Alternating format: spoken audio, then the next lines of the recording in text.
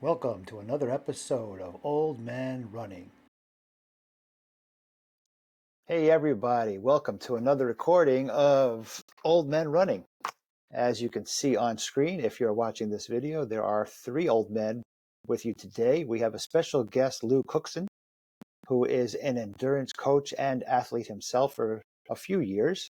Lou is going to tell us all about how he got into coaching and how he still kicks butt every day. Lou is probably the first guy at the gym I see on the days that I go to the gym, and I don't know when you leave, but you're there for hours. I know that. So, Lou, why don't you tell everybody who you are and what your current position is and what you're doing? Yeah, my name is Lou Cookson, as Scott has already indicated.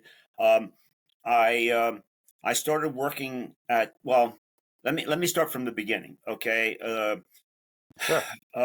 All right, let me go back to the very beginning. All right, I was 38 years old. I weighed close to 200 pounds. I was fat, lethargic, and I wasn't happy with myself. And but I mean, I didn't come from an athletic background. I was never really athletic. I participated in a sport in high school. I played soccer, um, but the only time I got to actually play in an actual game was if we were like 5 goals ahead and it was the second half. All right, because I couldn't run, amongst Yeah. other things. Right. Anyway, um, so that took me through college. Didn't do or excuse me. That took me through high school. Didn't do anything athletic in college. Graduated from college. Started a job. Got married, had kids. The whole thing. And as I had said to you Hmm. before, I was 38 years old, overweight, lethargic, and I was, doing what any couch potato would do on a weekend. I was sitting on my ass having a beer, watching TV, and there was the wide world of sports. I don't know if you can go back that far. You'd be an old man. I'm sure you remember that wide world of sports on, I think it was No, I ABC. remember that very well. Yeah. Yeah.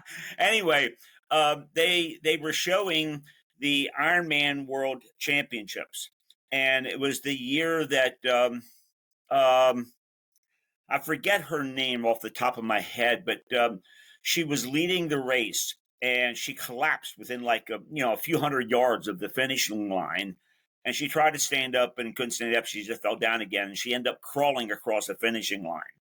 So I said, what kind of idiot would, race, swim bike, and run for 140.6 miles, collapse, and then crawl across the finishing line because they couldn't stand up? You had to be a special kind of, have mental issues to try to do something like that. Anyway, um, Mm. but that kind of, planted a seed in my head. And as I had said to you before, I didn't like my condition. And I needed something to motivate me. So I said, I can swim. I had a old 3-speed Schwinn with a kid seat on the back. So I, had a bicycle, and hell, everybody can run. So I said, let me try this sport of triathlon. But what really, spurred me to do it was the town that I was living in was sponsoring a triathlon. So I went out and did some swimming, did some biking, did some running, and participated in the race. And I loved it. I loved the pain. I loved the camaraderie. I loved the whole thing about the sport. So that just motivated me to do that much better. But this was back in '89.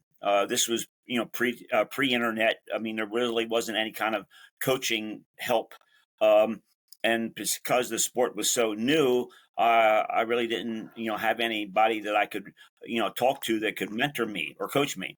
So I did what pretty much anybody would do. I just swam more, biked more, and ran more, and then had a little bit more success. So when I Mm. ran harder, swam harder, biked harder, ran harder, got a little bit better. But I never, I was if it was a small local race, I'd be in the upper half of the my age group. It was a larger regional race. I get my ass kicked, and I was in the lower part of my age bracket.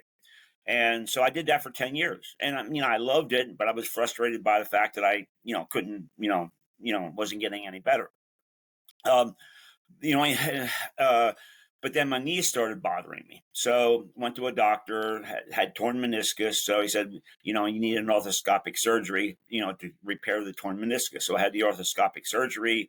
Um, About a year later, I had more arthroscopic surgery on the other knee. A year later, I had more arthroscopic surgery in the first knee. So after that third surgery, I went back to the doctor and I said, all right, when can I run again? And he goes, oh, you can't run anymore. I said, what do you mean I can't run anymore? He says, oh, your knees are trashed.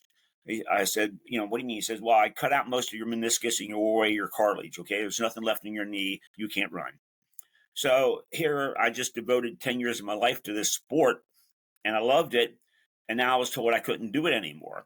So I was really, discouraged at that point. I took my x-rays and went to a couple of different doctors who all told me the same thing. Knees are shot, can't run anymore. But I stumbled upon, there was a free flyer that they used to put out, and it was called Metro Sports, and it would advertise all of the local events. And it also had advertisements from people selling, sports related items, coaching, whatever. But there was I saw this article or this advertisement for a sports chiropractor who was soliciting, says, free running gait analysis. Oh, I said, well, the price is right. What have I got to lose? So set up an appointment, went in to see him. He says, all right, what I want to do is I'm going to have you run on a treadmill. I'm going to videotape you and I'm going to see, what I can see. I said, all right, fine. So I get on a treadmill. I'm only running for about a minute. He goes, stop, stop, stop, stop. I go, what's the matter? He goes, you're running wrong. I said, what do you mean running wrong? I said, I thought you just ran. He goes, no, no, no. He says, there's a right way of running and a wrong way of running. And you're definitely running wrong. It's painful for me to watch you run. Okay. I said, what do you mean running? I mean, what am I doing wrong? He says, you're a heavy heel striker. You're over pronating. You got muscular imbalances. You're standing too upright. He went through this whole litany of things that I was doing wrong. So I said, well, wow. if I was to correct these things, would I be able to run again? And he said, well, I can't say for certain. I said, so what should I do? He says, well, find a running coach to teach you proper running mechanics and hire a personal trainer to strengthen your sport specific muscles and just try to eliminate your muscular imbalances. So that's what I did. Joined the gym, hired a personal trainer, found a running coach who taught me, proper running technique, proper running mechanics. And it opened up a whole new window for me. And I started, learning about, kinesiology, the mechanics of the body, sports physiology, nutrition, and I, discovered that what I was doing was totally wrong. I was trashing my body and I wasn't getting the most out of it that I could. So, by talking to the personal trainer, talking to the running coach, I met a few more people. And to make a long story short, within a period of 4 years, I went from an average athlete who could, barely, get in the upper half of my age group to be in top 10 in the world at the Ironman distance. And so I learned that you don't have to train harder. You just have to train smarter. So by strengthening my stability muscles in my knees, I was able to run, and I would have to kind of judge how much I could run on my knees without, going over the edge too much. So I can't, put in the volume that, a pure runner would do, but I offset it by doing elliptical training, doing a little bit more biking, doing aqua jogging, doing all those kind of things to try to keep those sport specific muscles in my legs, in shape to run without, subjecting them to the impact of actual running. So, I went to the Ironman World Championships twice. As I had said before, I finished top 10 in the world. Probably even a bigger accomplishment than going to the World Championships and being top 10. At the age of 60, I did 3 Ironmans in 3 months. That's super impressive, Lou. So it's That's just super impressive. It's just, and then that's from my athletic perspective. From my coaching perspective, I had just completed the Ironman World Championships, and I was 55.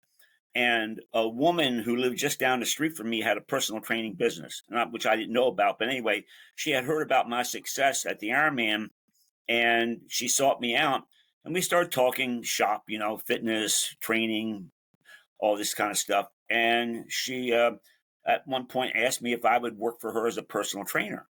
And I said, I'm a 55-year-old man. Like, what the hell do you want? Like all the trainers I had seen up to that point were basically kids. And so Right.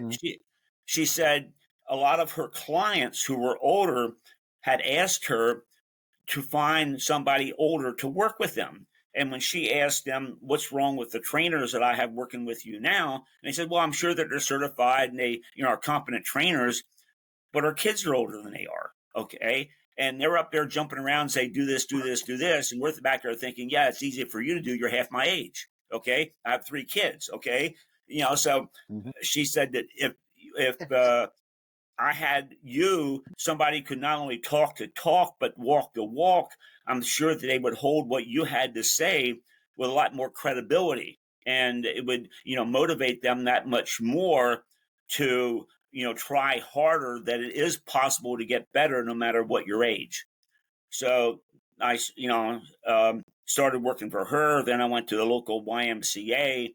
And then in 2008, Troy Jacobson. I don't know if you know who Troy is or not.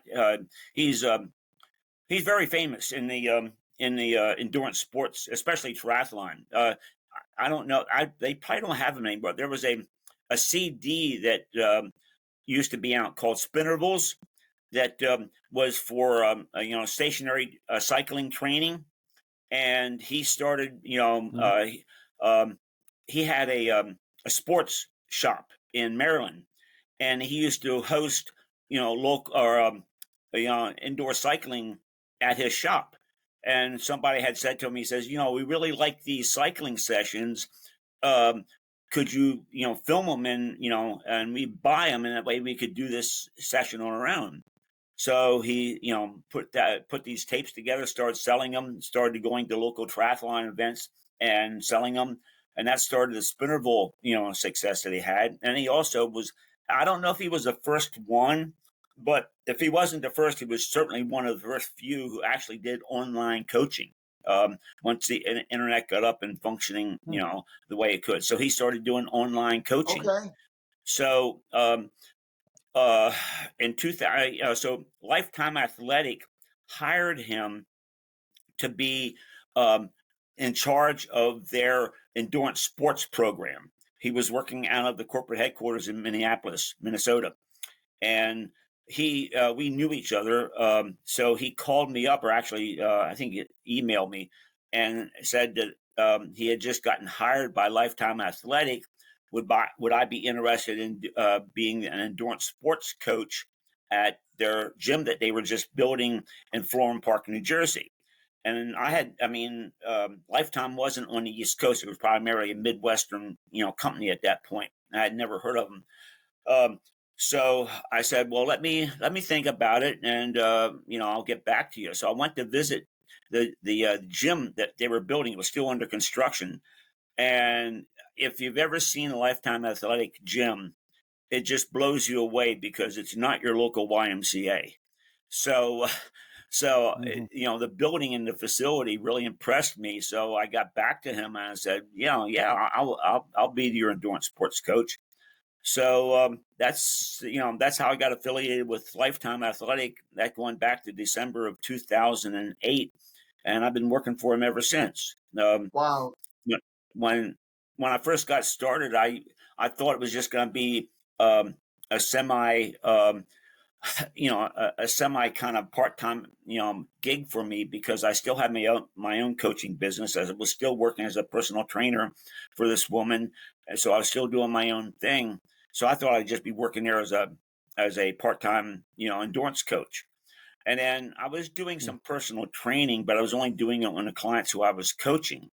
And then in 2000, and I think it was 2010, I think it was 2010, they changed the policy that before I was working under the supervision of Troy Jacobson back in the corporate headquarters in Minneapolis, but they changed how the endurance sports program was organized, and they put the endurance coaching operation under the personal training, department head.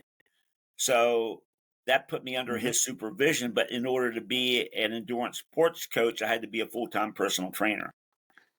So I became a full-time personal trainer. Then I started doing spinning. Then I started doing group exercise.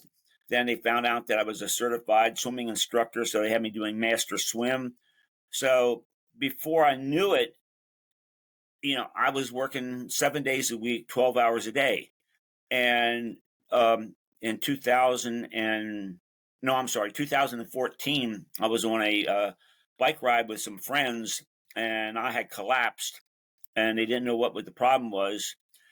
I thought I just bunked. I didn't have enough to drink. It didn't take along any food, so I thought I just bunked. But they did some tests and found out that I was born with a genetically deformed heart and needed emergency open heart surgery. So after 4 days after I had my test, they were wheeling me in the operating room, and I have a piece of Gore-Tex tubing and a cow valve in my heart right now. So that started a stretch. That's what we have in common. Yeah, I started a stretch. Let me go. So 9 months after I had my open heart surgery, I did the New Jersey State Triathlon and came in 9th out of 16 people in my age group. But that's fantastic, Lou. Oh my God! But what was that age group? When I was going through physical therapy for the open heart surgery, I went to my cardiologist and I said, "All right, when can I get back to training again?" He said, "Oh, well, you can't exert yourself anymore." I said, "What do you mean?" I said, "No, I don't want you to exert yourself. I don't want you to do anything, anything cardio." Well, I was in pretty much the same, I'm, well, being military, being an endurance athlete, there's no can't do. Okay. You just have to find a new way of doing it. Okay. So, I started asking around. I went on to Facebook and I found a group called Ironheart. This guy based out of Seattle, Washington, was an endurance athlete, had heart problems, and he was told the same thing I was told. You can't work out anymore. I don't want you to exert yourself. But he was as stubborn as I was, and he started asking around about, what can I do? How, what's my options? And he stumbled upon this doctor called Aaron Baggish. He works out of Mass General up in Boston. And if he is not the country's preeminent sports cardiologist, he's right up there. He's who professional sports teams contact if any of their professional players have heart problems. So this guy from Ironheart said, "Would you be willing to travel?" And I said, "What do you mean travel?" He says, I want you to go up and see somebody I know up in Mass General up in Boston."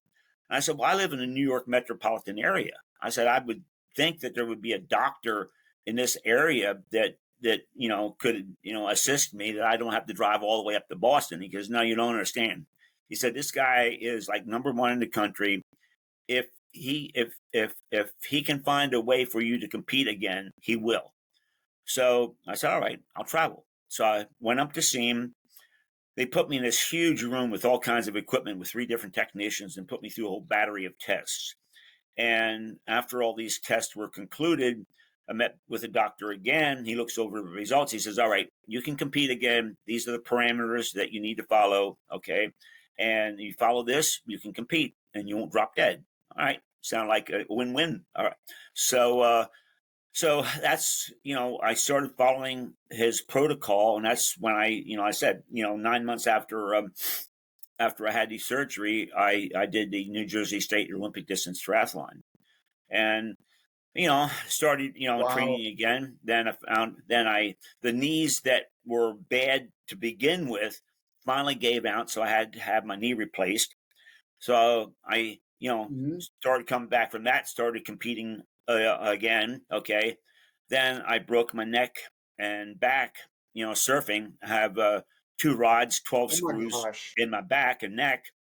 So came back from that, started competing again. And then I was out, training again because I contacted the Ironman, corporation, and I was approaching my 70th birthday. And I said, I would like to do the Ironman World Championships in Kona again, but I can't compete with able-bodied people. I said, if I can complete an Ironman, given the fact that I have rods and screws in my back from a broken neck and broken back, given the fact that I have an artificial knee, given the fact that I have open heart surgery with, Gore-Tex tubing and other things in my heart, will you give me a pass to go to the World Championships? And they said yes. So that was my motivation to start training again. And then I speculate that I got hit by a car. At least that's what the psychics have told me that happened, because I was riding on a route that I was very familiar with, smooth, flat, straight road, no potholes, no gravel, no nothing. I'm just cruising along my bike, doing an LSD, okay, not pushing myself, staying in zone 2. And next thing you know, I wake up in an ambulance. And I have no memory of what happened. Even to this day, that was in 2019, 5 years later. I still have no memory of what happened to me. So I took that as, a sign that, so I went through a period between 2014 and 2019. I had 6 major surgeries in those 5 years, 2 operations on my heart, 2 operations on my back, artificial knee. When the car hit me, I had a fractured skull. My brain was bleeding. My arm was completely shattered. I have 3 rods wrapping around my elbow and going all the way up to my wrist, and 19 screws holding my arm together. So at that point, I says, all right, God's trying to tell me something, okay? That my life had to take now, a after different. that, I like 20 years ago. I said, and then, right before I had that accident where the car hit me, my wife left me. So I had 6 major surgeries in 5 years, and my wife left me.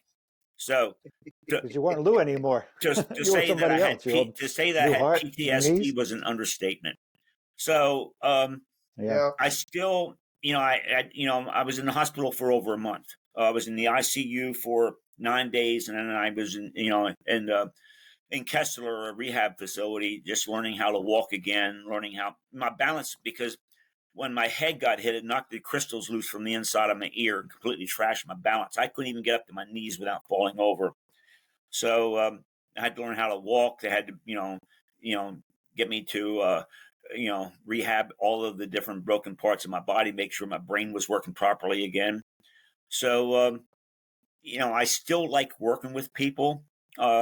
And these psychics that I went to, because I became a lot more spiritual, these psychics that I went to, one of the main questions I have is, why am I still alive?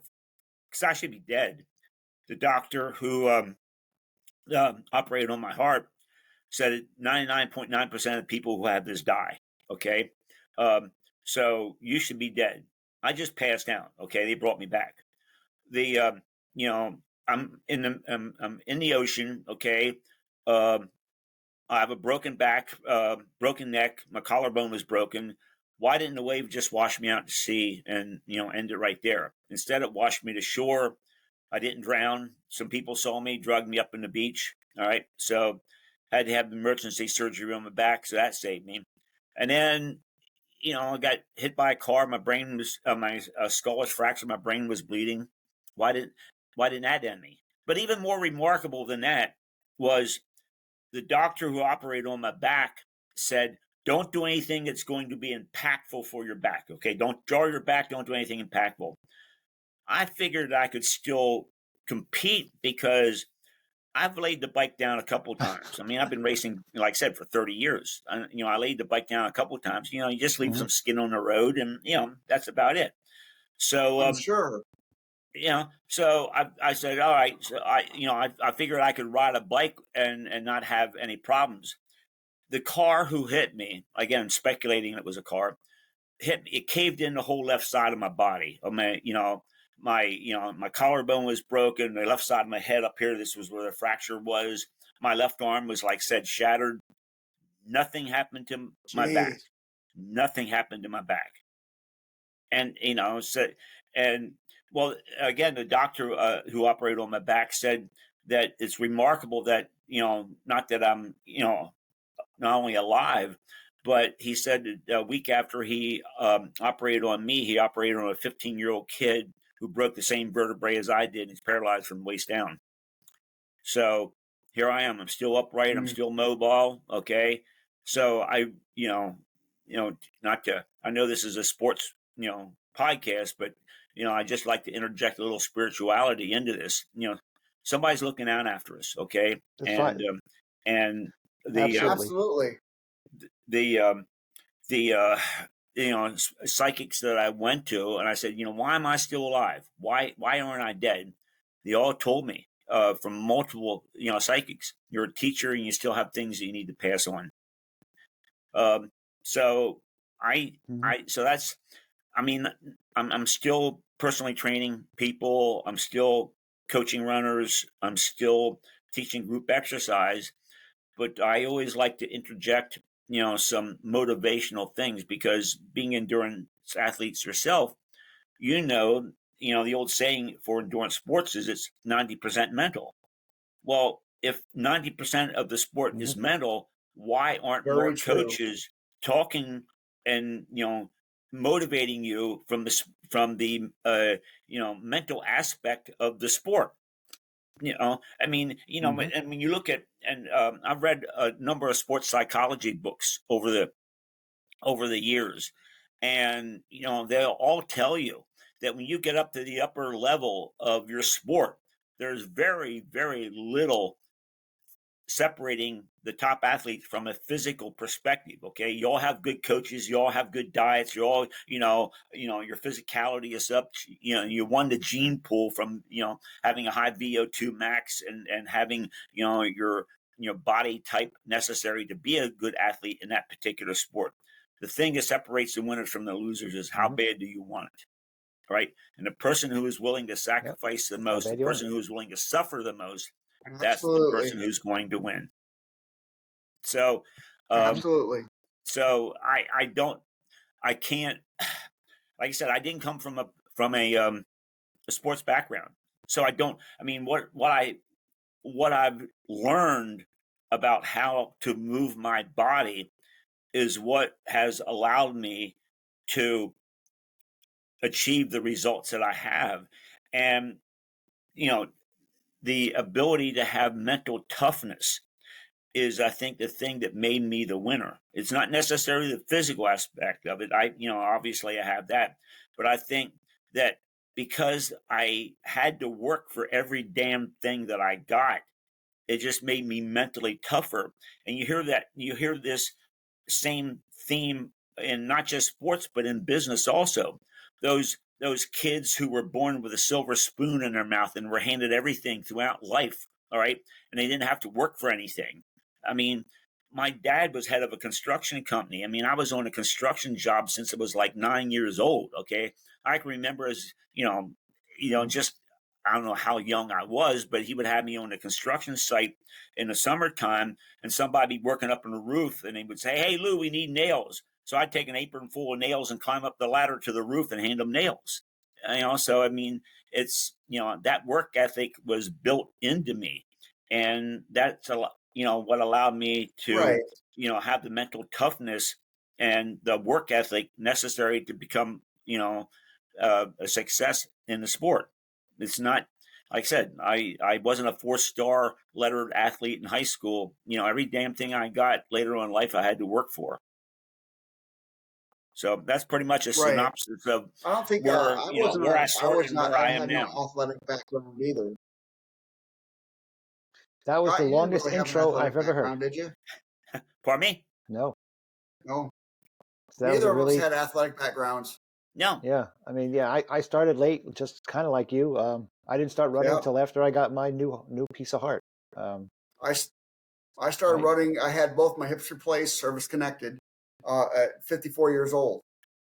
Yeah. Yeah. And my doctor at Eglin Air Force Base said, "You're never running again. Don't run." Yeah. Well, Yeah. Right. see how that went.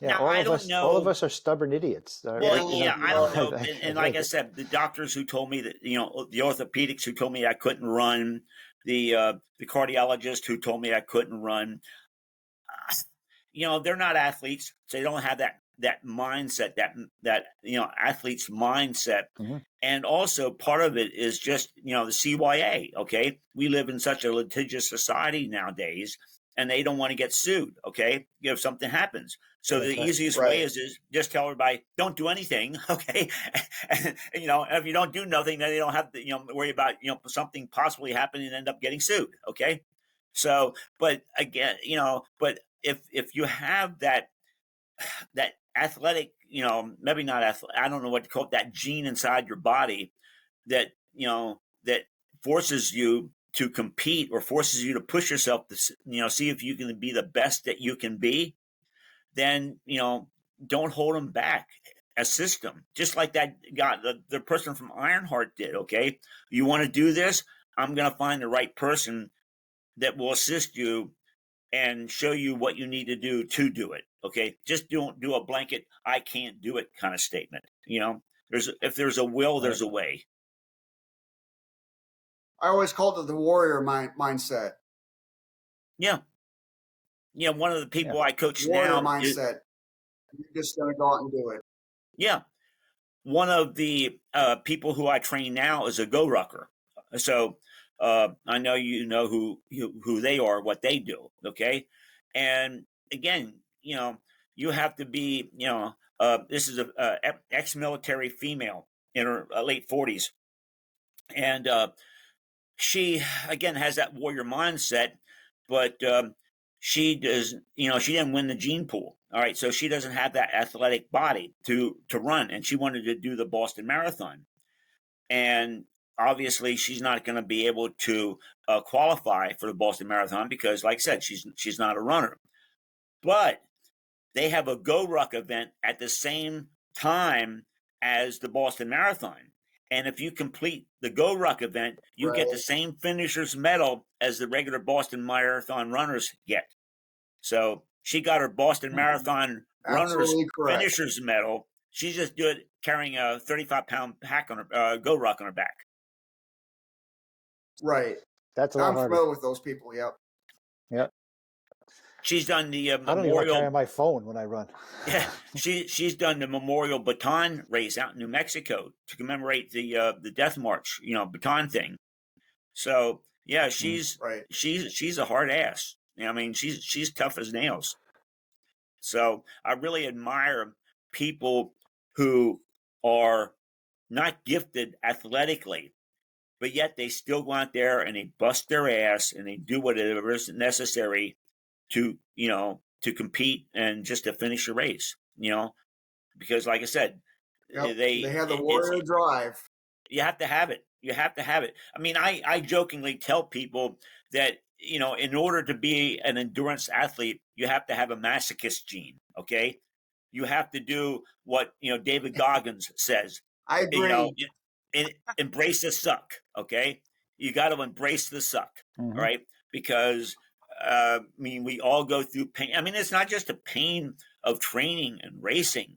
It's out there, and we're all dealing with injuries. We're all dealing with aches and pains. Okay, and at our age, we don't have that perfect body to to do this, but yet you just find a way and you push through it.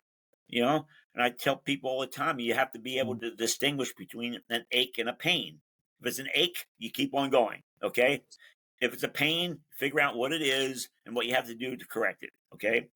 But I mean, I don't know of an older athlete who, goes out there and trains and races that isn't feeling some type of discomfort to one degree or another. It just 100%. it's just part of the You're right about territory. that. It's just one of the things you got to Yep. do. But you have to have that mindset of you never stop, you never give up. That's it. Yeah, you had Absolutely. plenty of opportunities to do so. I mean, I'm just so impressed that you kept going after all of what you've been through. Yes. The fact that you were given more than 9 lives. I lost count, but I think about 8 or 9 I stopped counting. Well, I mean, when I'm laying there in a hospital bed, and like I said, when you're laying flat in your back in a hospital bed, I couldn't even get up and take a piss because my balance. If I had to take a piss, I had to, get a nurse, and the nurse had to, guide me into the bathroom and make sure I didn't fall. Okay. So I had a lot of time to think about, my future. But, fortunately for me, I had all those years of being an endurance athlete and having that never quit attitude built into me. And I said, okay, when life hands you lemons, you make lemonade. Okay. Obviously I can't compete anymore, but I can still keep myself physically fit. I can still do what I can. I go on hikes, I run one day a week a little bit, I'm on the bike. So I'm still trying to keep myself healthy as possible because, like I said, what got me started in this was being able to motivate people to be the best that they can be and understand that as you age, your body breaks down. Now, you have a choice. You can either capitulate to that aging process, or you can, you know, Sam, being military, you understand, sometimes you have to improvise, okay? And you have to say, okay, if this isn't working, I have to do something else, all right? So I still do what I can do to keep my body um, in as good a shape as I can be, because age or exercise is the best thing to increase your lifespan, and not just increase your lifespan, but having a high quality of life as you get older. Because just if you're just living long, but you're in a wheelchair with an oxygen tube stuck up your nose, okay, and you have a depends on you, Yeah. that's not living. Okay, that's not living. No, it's So not. so I want to make sure that I not only live long, but my quality of life as I live is going good. A funny little story. Right after I got out of the hospital, my son was working shift work at the time, and I have two grandkids who were in Cub Scouts, and they had a Cub Scout jamboree scheduled. So my son had to work, and he says, "Can you take him to this jamboree?" I said, "Sure." And like I said, it was just a couple months after I came out of the hospital. So he says, "Fine, I'll tell the scoutmaster you're going to bring him down there." So when I get down to the scouting event, um, the scoutmaster, came up to me and he says, "I'm glad to see you here," and he, welcomed my two grandsons. So he says, "How are you feeling? Your son told me, you were in the hospital." I said, "Yeah." I said, "I don't know why I'm still alive." And he turned towards my two grandkids and he goes, "Right there's two good reasons." All right. Now that is a Right. lead in. I just packed up my car. I'm leaving early tomorrow morning. I'm driving down to Delaware, picking up my 11-year-old grandson and my 6-year-old granddaughter, and going on a camping trip with the Cub Scouts. So So awesome. I wonderful. don't That know. is so great. 11-year-old grandson, no problem. I've taken him on camping trips before. 6-year-old granddaughter, who's like an ever-ready bunny. Okay, I don't know, man. Thank God it's Right. only one night. Okay, I don't know if I could tolerate it for a whole weekend, Right. 2 nights. Okay, but Wow, that's going to be fun. but I mean, I'm going to be 75 in another couple months. I'm thinking to myself, how many other 75-year-old grandfathers are taking their grandkids on camping trips? I'm Probably sure I'm not the only one, but 0.15%. Yeah, yeah, I'm sure I'm not yeah. the only More one, but it people has to finish a be marathon. a few people. But I really feel honored that I'm able to do this. Um, I think I don't Yes. know about you Yeah, guys, you're but blessed. I mean, I feel that as a father, I could have done better as a father. So I says, well, if I can't You be the always think that, though. yeah, if I can't be the father I wanted to be, maybe I can make it up by being a good grandfather. Whatever. Right. Yeah, And I mean, yeah. I went through the And I scouting program. I'm sorry, what was that? no, this when I did the Nashville run, the rock and roll, and my 4-year-old granddaughter, we did the mile run together, Yeah, and yeah. I that was mean, fantastic. right, and you Yeah. have the pictures, and it's something that not only are you Yes. going to cherish, but that's something that she can, remember and think back, when you're, when you, go back to, where you came from. And all she has is the pictures and the memories. She's going to remember of that one, event that she did with her grandpa. Okay. And I mean, Right. Yeah. And she wouldn't I take her mean, shirt or her medal off for like 3 days. yeah, no, Hmm. like I said, being, I, I didn't do anything with my grandparents. So I don't have any of those fond memories of doing anything with my grandparents. So I'm, just hopeful that I can be around as long as possible and try to give them as many good memories as possible. And I went through the scouting Yeah. program, and I think it's a very good program. Get kids outdoors, It is. roughing it a little bit. Okay, don't live such a pampered indoor life. All right, get out there a little cold. Weather forecast for this weekend is rain both weekends. It always rains when I go camping, always. But anyway, Good for him. anyway, Builds anyway, character. anyway. Like I said, one of the things that we all have to learn is to learn to be comfortable when it's uncomfortable. And so Mhm. Well said. if I can inject some of that, you know, uh, feeling of being out there in the elements and being in a tent when it's raining, but still persevering and, doing what you have to do, then again, that's only going to make them a better person when they get older because they're not going to grow up to be Yep. And soft. then they're never gonna forget you ever. Right. Hopefully, Yeah. but like I said, I don't want them to be a bunch of, soft kids who just sit around and can't do anything. And who knows what the world is going to be like and when they get married and they have kids, but hopefully they will continue the That's on that tradition. one. Yeah. You're setting the foundation for them. That's what It, that's all we can do. We don't know. it is. We don't know what the future will be, but a good Well, I mean, foundation is what we can do. it's pretty much the same as when you're an athlete. Okay. I mean, I really admire the clients who I coached who are married with kids, but they're still out there doing their 15 hours a week or whatever it is, training for an Ironman. I know how hard it was for me to train for an Ironman, and I didn't have any kids, and I had a supportive wife. Hmm. So these parents who have kids and jobs and they're juggling everything, and they still find time to get out there and train. I really, really admire them for their dedication to the sport and their It tells you lifestyle. something about them to want Oh, to be there. absolutely, absolutely. Absolutely. And Yeah. and one of my one of my personal training clients, I was training him, and he has a 6-year-old. So I'm there training him, and the 6-year-old walks in, grabs a pair of 3-pound weights and starts lifting the weights up just like his dad was doing.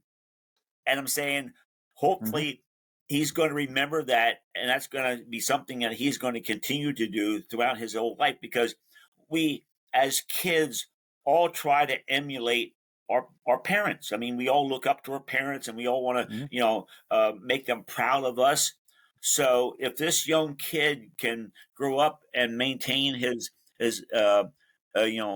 physical lifting weights kind of thing into his later on in life, you know again, he's just passing Mhm. that on to the next generation. And that's one of the best things I think that we can do is pass on good life lessons to the people around us. Right. Yeah. And that's like you said earlier. That's why they respected you as a coach because of your experience Right. on Earth. We know more than a 20-year-old because we've lived longer. They might have better, they might remember what they learned in college more recently than what we have, but we have that life experience. And as long as we keep this working, then I pointed to my head. Then you have the ability to share that. And just like both Sam and I, we feel like that's why we became coaches late in life. We both started coaching Right. within the last couple of years. It's because we enjoy the sport and we want to pass it on. And we want other people to Absolutely. love it as much as we've learned to love it, just like Absolutely. you've learned to love it. And Absolutely. it's My favorite military saying, Lou, is "Suck it up and press on." Yeah. Yeah. So what do you? I mean, When people start getting winded, it's like, keep going, suck it up and press on. no, you can't give up. I mean, if I'm teaching a new class and they don't know me, and I'm going to tell them, I said, I want you to, I want you to push as hard as you possibly can, and I don't want you to give up. And I said, I know what some of you are thinking, okay? You're saying to myself, I'm too old to do that, all right? Or I have this issue, or I have that issue, okay? I'm going to listen. I'm going to be 75 years old, okay? I've had open heart surgery. I have a knee replacement. I have a broken back, broken neck, and I have a fractured skull. I have, all kinds of metal in my body from all this kind of stuff. But yet I still, press on, and I don't give up. If I can do it, you can do it, okay? I don't accept excuses, okay? You can always do more than you think you can. I mean, if you're familiar with David Goggins, he has a famous saying. He says, when you think you're done, you're only 40% done, okay? You have another 60% to go, right? So, Right. like I said, we all can do more than we think we can, okay? And the only limiting factor is, as you were saying before, Sam, it's up. I'm sorry, Scott. It's up here, okay? If you don't give up mentally, you will not give up physically, all right? Yep. The body wants to give up. If the mind says keep on going, your body will find a way. You may not be able to walk the next day, but Hardest thing to train is your brain. Yeah. Mhm. Well, I mean, that's why Yeah. doctors are using exercise to treat people who have Alzheimer's or people who are prone to Alzheimer's, because they have found that in the process of working your brain to going and doing an exercise program, it helps to strengthen the brain, and makes it stronger to stave off the effects of Alzheimer's, right? Because if you think about it, Right. your muscles do not move without your brain first telling those muscles to move, right?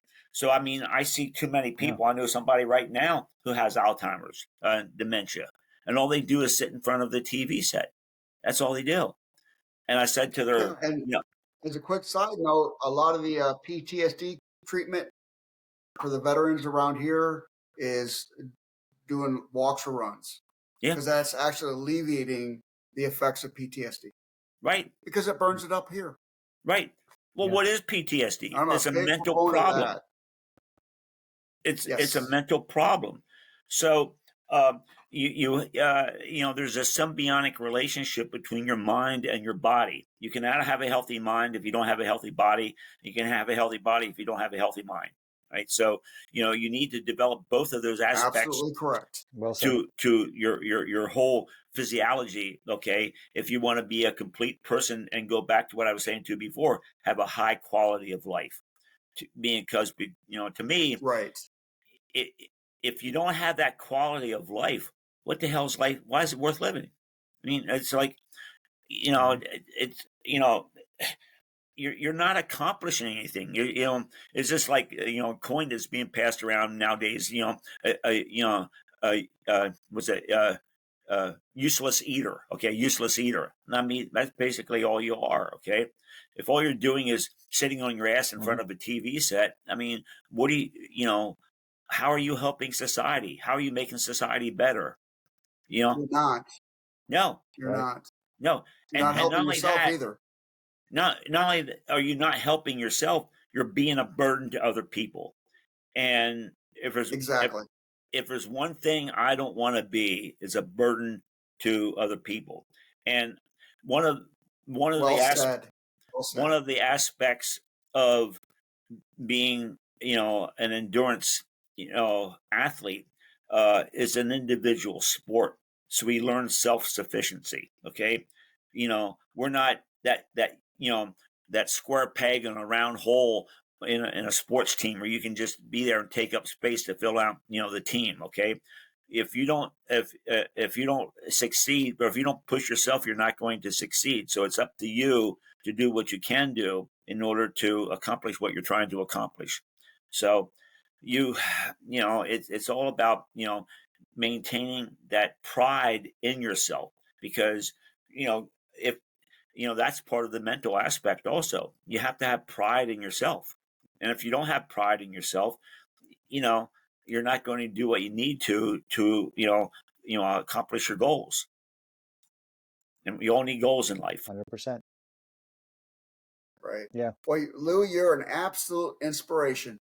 Oh, you really, really are. Thank you. This was the easiest podcast we ever recorded because all I had to do was introduce you, and then I just Yes, sat and back. that's what we need.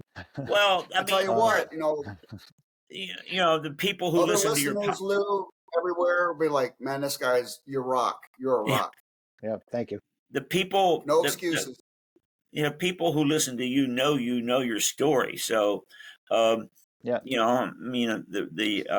the goal, your goal is to bring on different people to get different stories, to learn about different people and what made them tick, and absolutely. Yeah, what they're contributing to society, because we all have to contribute to society. Not goes back to yeah, what I was saying before about um, you know being youthful, and being having a quality of life, and contributing something. So I had a woman a year ago come up to me after the class and say, you saved my life. And I go, I'm just a group exercise instructor. How did I save your life? And she was saying that she had a doctor's visit. Doctor says she was older. I don't know what her age was, but she was older. And says, he was saying that, you have, very poor, high, the whole thing, high blood pressure, blah, blah, blah, whole thing, everything's wrong. Pre-diabetes and all this kind of stuff. Anyway, so he says, you need to start exercising. So, she joined my class, and I was able to motivate her to not not just participate in my class, because I'm teaching one class a week in Bridgewater, and 2 classes in Berkeley Heights. So I said, I'm with you 1 hour. There's 168 hours in the week. Okay. So what you do the other 167 that you're not here will determine whether or not you're going to achieve your fitness and weight loss goals. Okay. If you're just going to come to the class and go through the motions, and feel virtuous by the fact that you're here, don't even bother. Okay. But if you, really want to achieve your goals, okay, you got to figure out what you want to do the other 167 hours of the week. Okay. You got to set up a plan for yourself. You got to set up goals for yourself, and you got to follow them. And I said, if you don't have a plan, you better plan, fail. All right. Because you're not going to achieve what you need to do.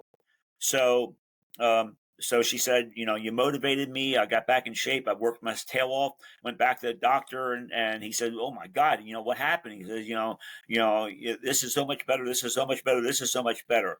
And, I just turned my life around from a health perspective. And she just says, you saved my life.